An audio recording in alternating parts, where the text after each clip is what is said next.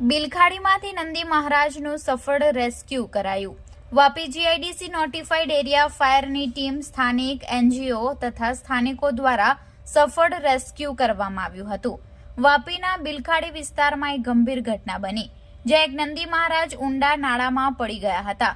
ઘટના જોવા મળતા સ્થાનિક લોકોએ તરત જ લાઈફ રેસ્ક્યુ ફાઉન્ડેશન તથા વાપી એનિમલ રેસ્ક્યુ ટીમને જાણ કરી હતી।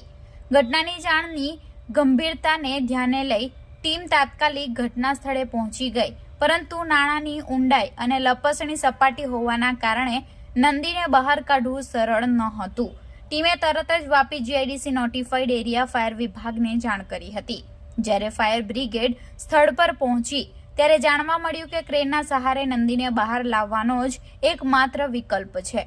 આ સ્થિતિમાં સ્થાનિકોએ તરત જ ક્રેનની વ્યવસ્થા કરી સાવચેત અને લગનપૂર્વક લગભગ 1 કલાકની ભારે મહેનત બાદ નંદી મહારાજને સલામત રીતે બહાર કાઢી લેવામાં આવ્યા હતા।